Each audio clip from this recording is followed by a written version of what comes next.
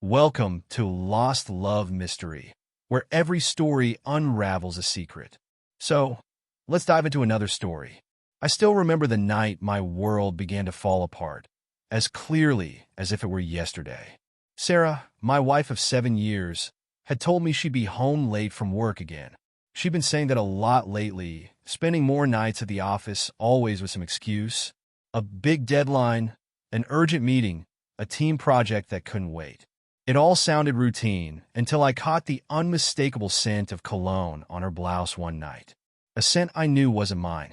The image of that night is etched in my mind. Her standing at the door, brushing off questions with a tired smile that felt wrong. I knew her well enough to sense the change, but I couldn't put my finger on it. I forced myself to let it go. I told myself I was imagining things, but I couldn't sleep that night. And as the days went on, my suspicion knotted me until I couldn't ignore it anymore.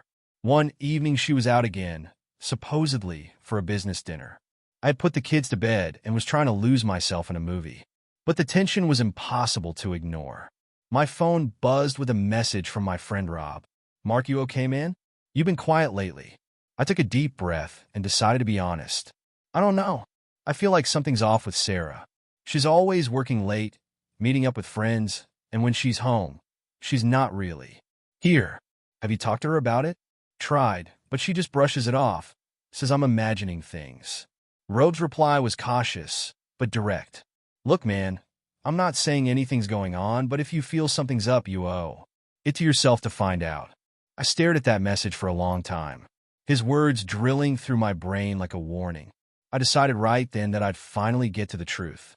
The next day, Sarah left her phone on the kitchen counter when she went to shower. My heart pounded as I picked it up, my fingers cold and clammy.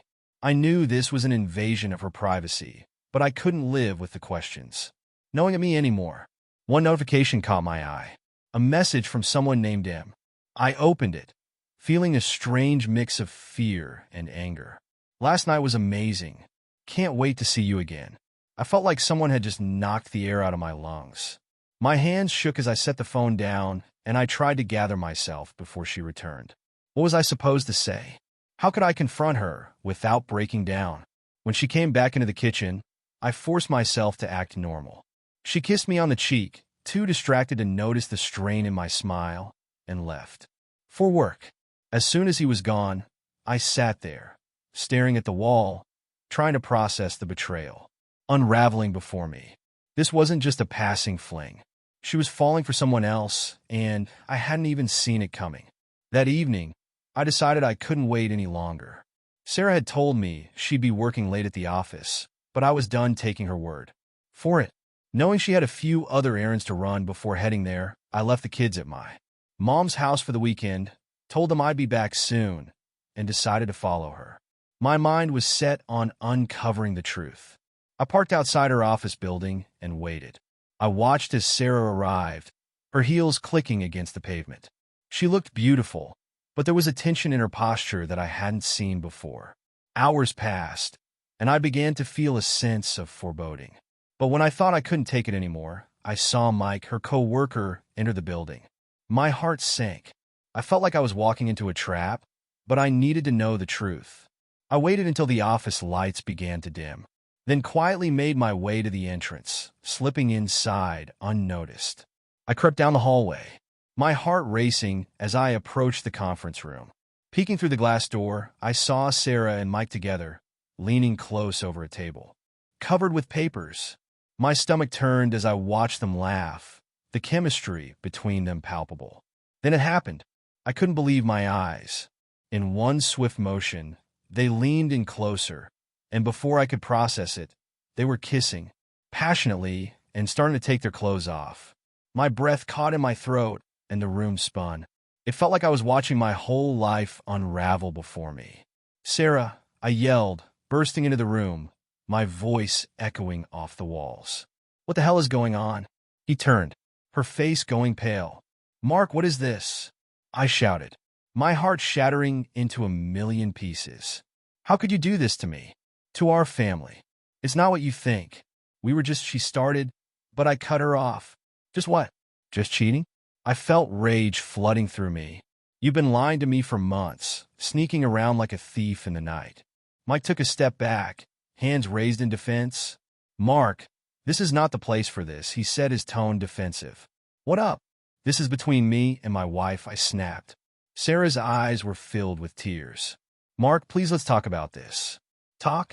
You think this can be fixed with a conversation? I yelled, feeling my world collapse around me. You've betrayed me, Sarah.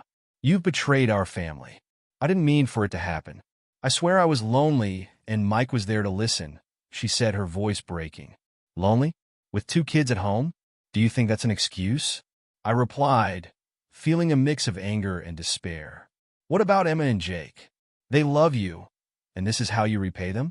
I know, and I'm sorry. I'll do anything to fix this. She pleaded, her face crumpling as she spoke, but her words fell on deaf ears. I couldn't take it anymore. I turned and stormed out, feeling like I was losing a part of myself with each step. I got into my car and drove home, the world around me blurring through my tears. I was speeding, nearly losing control as I swerved to avoid the guardrail. My mind was a whirlwind of thoughts. How could she betray me like this? How could she choose him over our family? When I arrived home, I found solace in the silence. Thank God the kids were at my mom's house for the weekend. I felt a deep ache in my heart as I walked through our empty living room, memories of laughter, echoing around me like ghosts. I made my way to the bedroom and started packing a suitcase. Each piece of clothing I shoved inside felt like another layer of my shattered heart. I grabbed a few shirts and a pair of jeans, not knowing how long I would need to be away.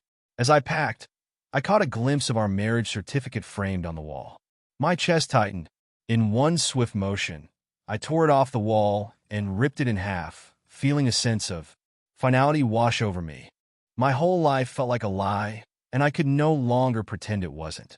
I finished packing and decided I needed to escape, at least for a few days. I found a motel in the next city and called to book a room. As I hung up, I felt a sense of dread wash over me. My life had spiraled out of control, and now I was on my own.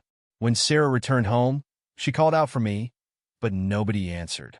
All she found were my empty hangers and the torn remnants of our marriage certificate. Lying on the floor, panic set in as she began to search the house, her calls growing frantic. Mark, where are you? She shouted, her voice trembling. She pulled out her phone and dialed my number, but it went straight to voicemail. Mark, I'm so sorry, please answer. I love you, and I can fix this. Just give me a chance. Please come back, she begged, her voice cracking with emotion. But I was determined. A few hours later, I called my friend Rob and told him that my suspicions were true. Sarah was cheating on me. Anguish coursed through me as I asked if he could join me for a drink. We met at a bar near my motel, and the weight of my heartbreak poured out in our conversation. I shared my plans to get a divorce, and Rob listened intently. He then told me that he knows a very good lawyer who can help me with that. We had a couple more drinks, discussing the whole situation in depth before I finally returned to the motel. The next morning, I spent some time walking in the park, my hands shaking as the gravity of my situation sank in.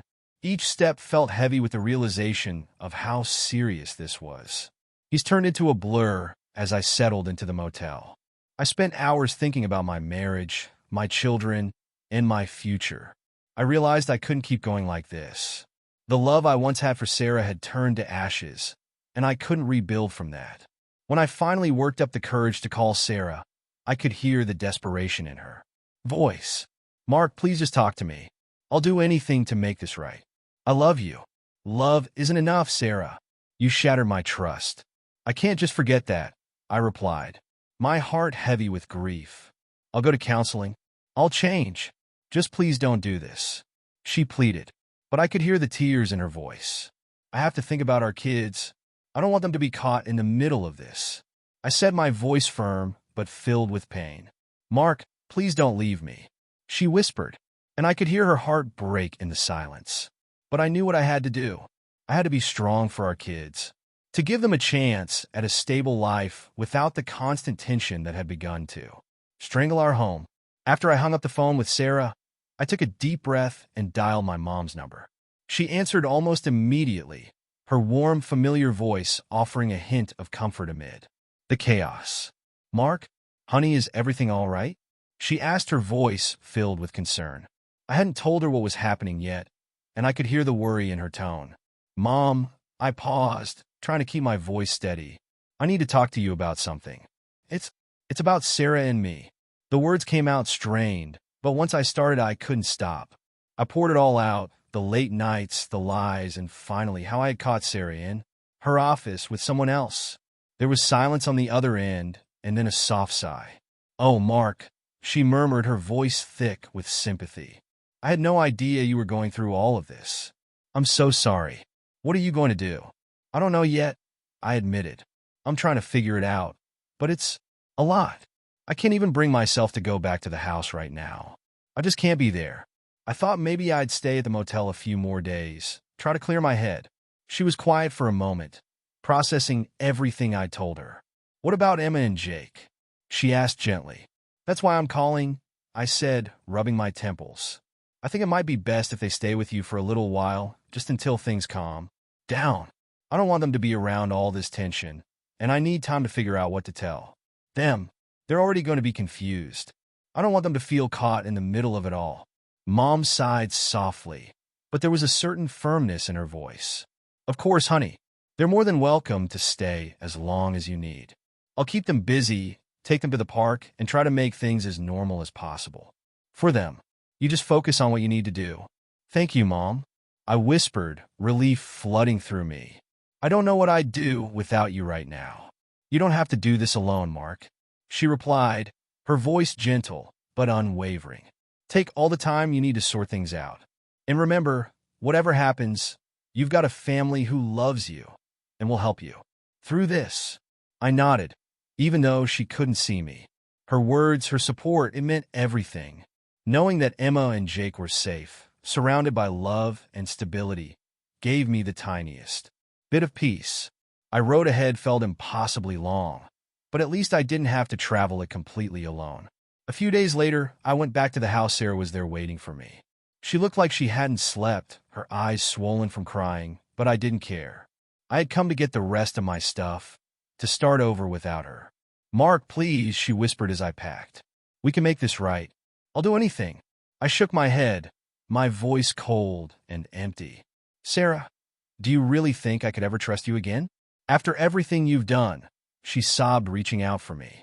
I was lost, Mark. I got caught up in something I didn't mean to, but I know now what a mistake I made. Please, we have to try. For Emma and Jake. I closed my suitcase, feeling nothing but a hollow ache. I'm doing this for Emma and Jake, I said. They deserve parents who respect each other, who love each other. I can't give them that anymore. That day I called my lawyer and filed for a divorce.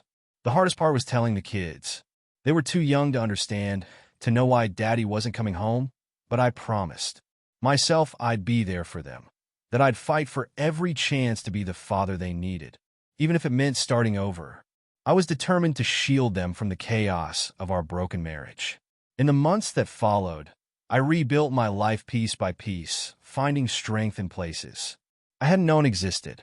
The nights were lonely, and the scars of betrayal didn't fade quickly. But slowly, I found a new normal, one that didn't rely on lies or broken promises. Looking back now, I know that I lost something precious in those moments. But I also learned what I truly needed in life: honesty, loyalty, and a love that could stand the test of time. Thanks for watching Lost Love Mystery. If you enjoyed this story, like, subscribe, and hit the bell icon for more hidden truths.